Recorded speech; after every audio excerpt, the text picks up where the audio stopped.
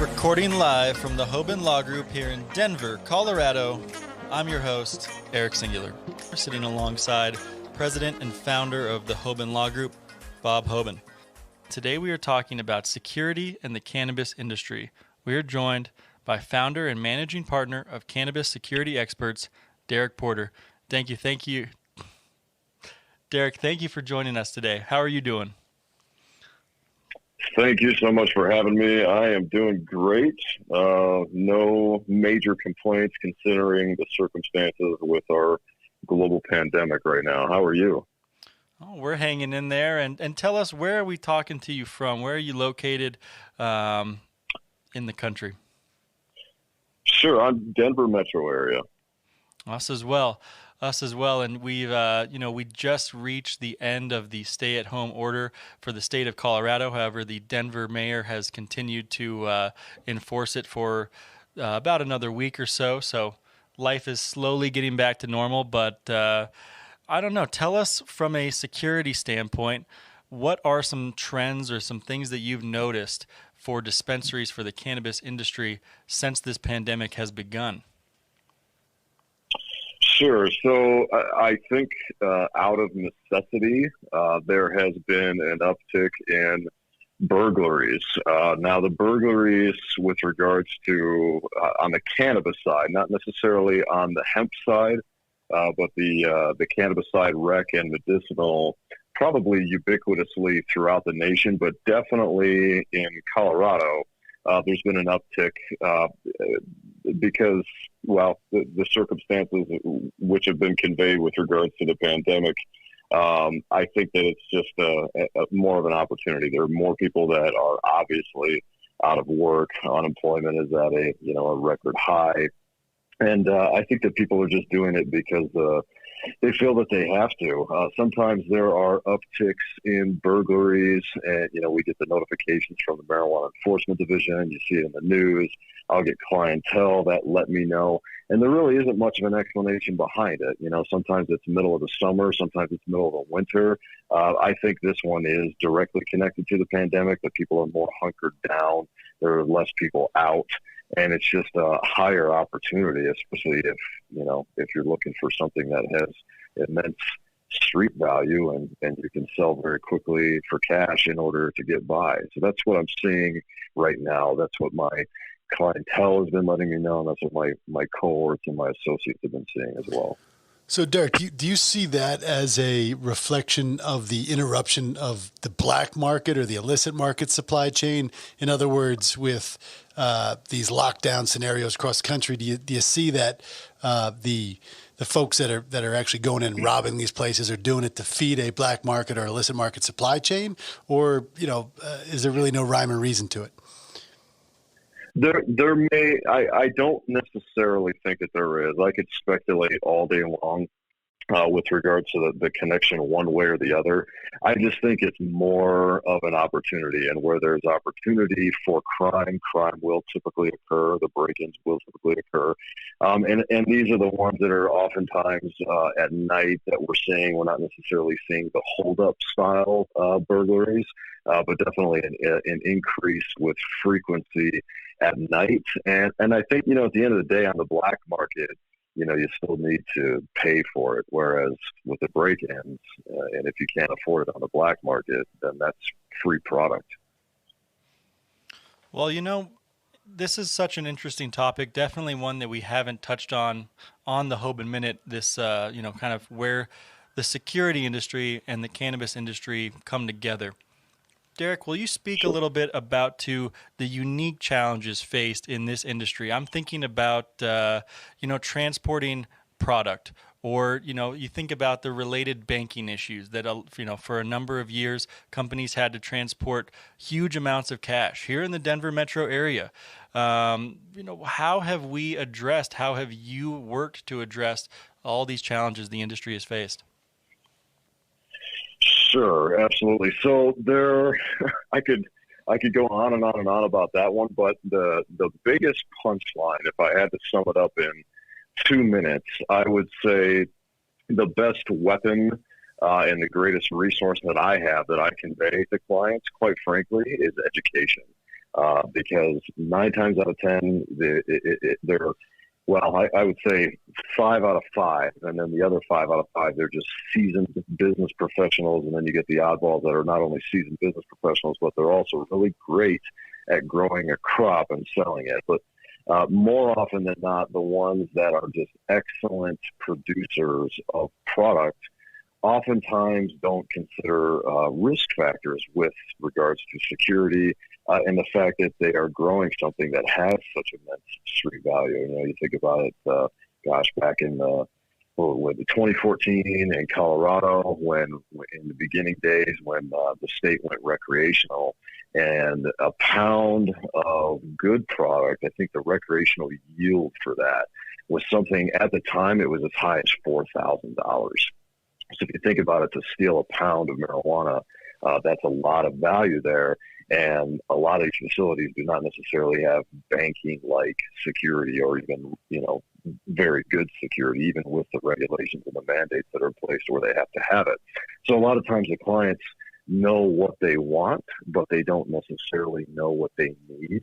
So there's a lot of consultation involved before you get to the dollar mark as to what should you spend, and here's why. It's really, you have to present the why first, because again, they really know what they want. They don't necessarily know what they need. And we are very much, look at the pandemic right now. We're a reactive society. We're very much not a proactive society. And oftentimes clientele come to me after they've been burned. I would say probably 80% of the time they come to my companies after they've been burned, they've been victimized, and then they realize, okay, there was, a security guard at a facility just down the road was shot and killed. My facility, there was a holdup, with AR rifles, and they came in very aggressively, and I lost half my team because bud tenders and various employees are scared to death to come back. Or it was just the middle of the night scenario when no one was harmed, but they lost 500 pounds of product. It was after harvest, and everything was processed and ready to rock and roll, and they were going to get it to their storefronts, and they were robbed the night prior. So it's always a reactive thing. But with that being said, it is always about educating the client to best arm themselves with the defenses that are necessary, both internal and external, to protect their business. And it's a lot different than many other industries, quite frankly, I think, because there's still a lot of individuals that are coming out of the dark, if you will, that don't know.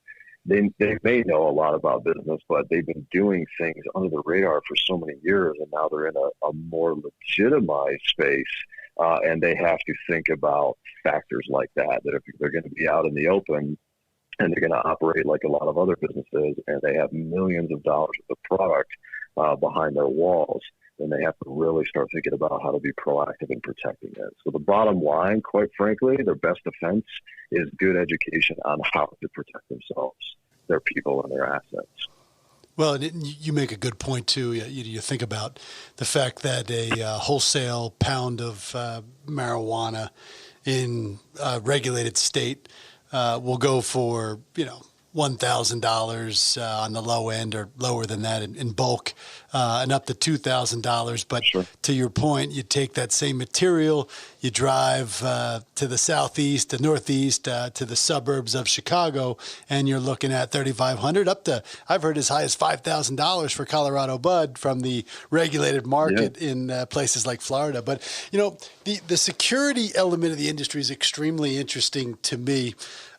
Little story. I coached a group of boys in basketball from second grade all the way till they were eighth graders, and one of the parents was a high-ranking official in our Denver FBI office, and I coached his son. His son was a heck of a player, and he found out, he knew I was a lawyer, and then he kind of found out what kind of law I practiced, and, kind of gave me this stern talking to, and I'm sitting here thinking, well, oh my goodness, I'm a basketball coach. I'm teaching your son how to play basketball. By the way, we won 3 championships in a row early on with these kids running high school offenses, and these kids are all still playing high-level basketball. But I remember, never forget the day, he pulls me aside one day after practice, and he says, hey, Bob. I said, what's going on? He says, I'm about to retire. I'm 2 weeks out from retirement. What's this cannabis industry all about? I'd like to get into the security element of it. So, it begs the question of what kind of folks get into the security element, what kind of backgrounds you bring to the table, and sort of how that helps shape this, especially when you look at this industry from afar as something that was just, criminal through and through. In terms of, it's legal treatment and coming out of the shadows. Give us a little perspective about your background and how you approach this industry, and just talk a little bit about, what the profile of security personnel in this industry looks like. Certainly, yeah, and that's interesting too. The FBI agent that's he's technically retired, and they're looking to do something else to make some money. And to touch on my background, so I military, the executive protection space, and then hung my own. This is really the super fast forward version. Hung my own shingle, and really just wanted to do a lot of consultation. And then a cohort of mine in Colorado, this was early 2012, he had reached out to me and said, hey, I got a client. I need a risk and vulnerability assessment done. He knew that I had formal training in my master's program to do just that, a legitimate risk and vulnerability assessment, whether it's a small business or a Fortune 5. And I said, yes, absolutely, sign me up. I'm looking for the work anyways. I actually didn't know until I arrived at the address to meet the client that it was a marijuana operation in Boulder. And of course, everything at that time was still just medicinal. So I had dove into that, and we got the job done. And as I was learning the first couple of days, I actually had no idea. I was very ignorant to the industry. I had no idea, one, how prominent it was and how it was actually helping people from a medicinal standpoint. I'm a firm believer in that. But also, I didn't realize that there were mandates behind the security. I didn't know there were regulations behind it to where they had to have, such and such LLC had to have X, Y, and Z security measures in place. And I said, really? They legally have to have it? And my cohort at the time was like, yes. Do you see the potential here now? And I said, yep, I do. I'm in. And actually completely reoriented my business to aim at the industry. And then out of sheer demand, we just expanded from beyond compensation into transport, into guards, into systems integration, so on and so forth, and just been hooking and jabbing since then. Now we've been with multiple companies. To touch on the other point, your other question with regards to what the profiles look like, I would say it's definitely heavily veteran-based, probably because it's new. Marijuana, especially when you go look at and talk to other people in different states where they don't have much of a program yet, or they're not quite recreational yet. Marijuana industry right now, even hemp and just cannabis as a whole, it's sexy. And there's an appeal there. And then when they find out that there's that high risk, then there's the guard appeal, and you got a lot of former gun-toting individuals coming out of the veteran woodwork. There's a lot of from the three wars: the war on terrorism, war in Afghanistan, the war in Iraq. You got a lot of veterans that are coming out that have aggressive training, combat veteran experience, and they want to do something that is at least somewhat related to what they're doing. They may still want to go to school part-time or full-time while they're doing it, or they want to be a cop, or if they want to stay something oriented to the industry where they get to carry a firearm. And oftentimes that can correlate and lead to an industry like this. So I'd say definitely a heavily veteran focus. You do get some law enforcement there, some moonlighting cops, if you will. But there's definitely a lot of conflict of interest there, of course, with their departments and so forth. So there's little of that. And then occasionally, like you said, Bob, there's the occasional, retired FBI individual or retired NSA or whatever the case may be. They have a lot of experience in not only the guard aspects, the gun-toting aspects, but there's a lot of investigative industry experience there, consulting and intelligence industry experience there. And you can find a way to tie that to the industry and present immense value to cannabis clientele. Does that make sense? It absolutely does, and that value it is reflected too in how some of the applications for licensing are evaluated. When you apply for a license to be a regulated business, of course, a significant portion, or at least a large portion of it, would be around security plan and security design for the facility to be compliant with the regulations. And when you evaluate those plans, it's important to have an element of pedigree, if you will, attached to the folks that are preparing those security plans. Someone that has the background and the experience, not just someone that says, hey, I come from within the cannabis industry and I can do a great job at security. They might, but to have that outside experience really makes a difference, to your point. Absolutely. Yeah. And the deep education, oftentimes the consulting and so forth, that is all very relevant to your point. I with great pride, I sit on a little over a dozen advisory boards for several of my clients, purely for the fact that in a lot of the different states they require, and for the license procurement stages, they require the manifestation of an advisory board. And oftentimes there's a requirement for a subject matter expert on, cultivation or this or that and security. So, I'm able to charge a retainer for that, and I'll sit on the board for increments of 1 year at a time. And then, even back to that original point with regards to application writing and so forth, some of the security plans, which are scored very, very highly in the license procurement stages with a lot of newcomer clientele, they have to be very elaborate. Canada, their application is extremely cumbersome. Pennsylvania was another direct example when they did their round one, and when I think they only issued 4 licenses initially. I had to shut my door for days. We had one Pennsylvania client. I had to shut my door for days and write and write and write and write, so that my security knowledge became relevant in a technical writing sense with regards to the industry, which is something that I would have never predicted years ago. And I know a lot of people that work in the security industry in different areas and touching other industries that would have never had any idea. Another question for you, Derek, as you look at, I don't know if, we can call the Colorado cannabis industry a more mature market than let's say, the market that just emerged in Illinois with it coming online in January. Mm-hmm. But do you see, what are some of the differences you see in from a security perspective for a market like Colorado? As we touched on earlier, in the early days of legalization, everything was a cash transaction. That has now evolved a little bit. But just interested in some of those, either state-by-state differences or even regional differences. Certainly, yeah. I actually just had a conversation earlier on the phone today about this. There are differences state to state, sometimes county to county, and sometimes city to city.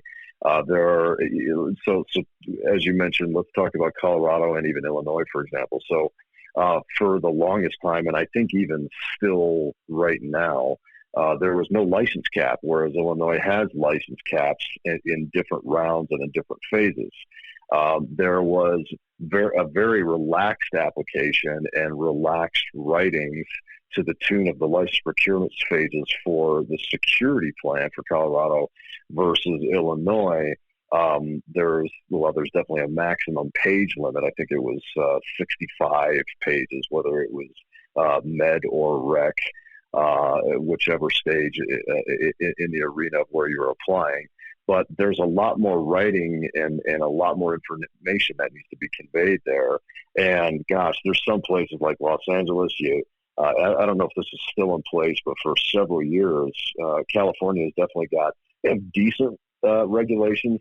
They're not too terribly strict, but Los Angeles itself actually has some pretty strict regulations. You actually have to have guards there, and a lot of other cities and various other states, you have to have guards. So now a main difference there is when you're creating the barriers to entry with license caps, now it's made the best application win.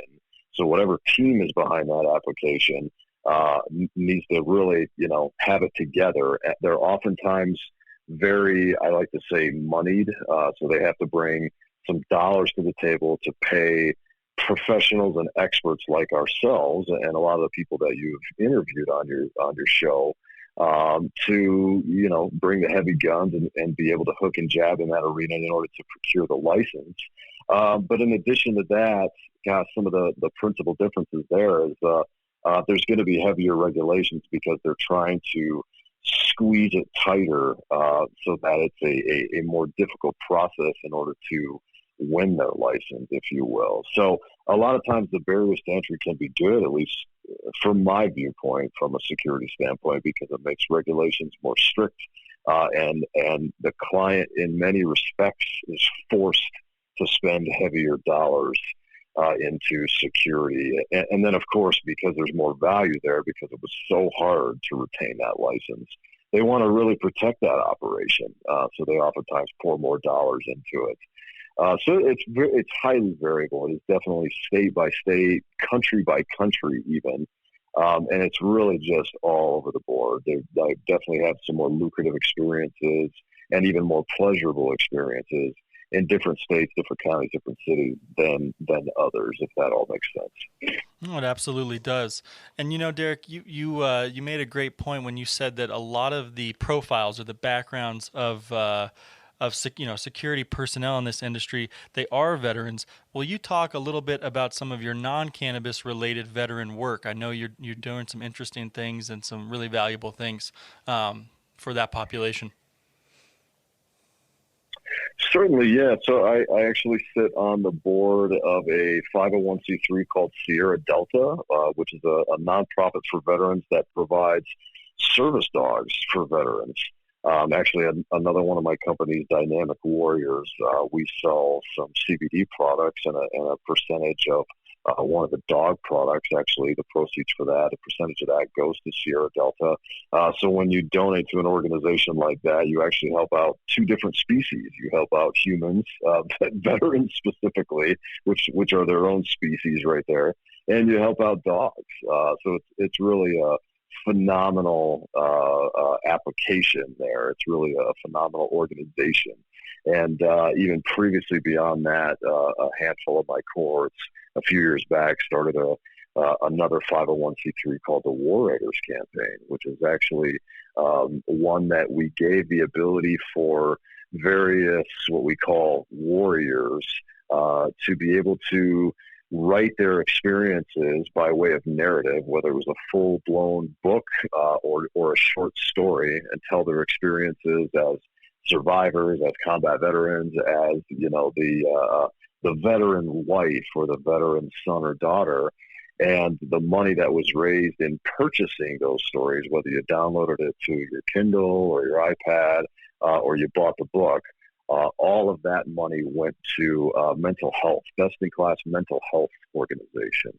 So that was really helpful. It allowed veterans to immortalize their stories in addition to raise funds for mental health. And I've tried to get involved as much as I can, philanthropically with various different organizations, but there usually is always some sort of a veteran tie, just because it's so near and dear to me, being a veteran myself.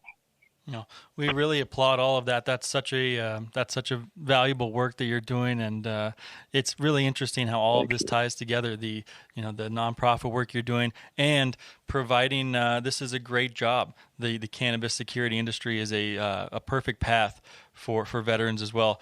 Derek, this is a very valuable topic, and we thank you for coming on to the Hoban Minute and downloading it with us. Bob, anything you want to touch on before we sign off? Derek, you've said it all. Thanks for joining us today, and we look forward to connecting in person very soon. Absolutely. Gentlemen, thank you so very much. I was honored to be on your show, and I will see you soon. Thanks again. Take care, Derek. Thank you for tuning in to this episode of the Hoban Minute special series on coronavirus and cannabis. You can head on over to hoban.law for more information on this podcast or the Hoban Law Group. If you have any ideas for subjects that we should be covering or any questions you want to pose to Bob or myself, shoot us an email at media@hoban.law. And stay tuned for the next episode on this special series, Coronavirus and Cannabis.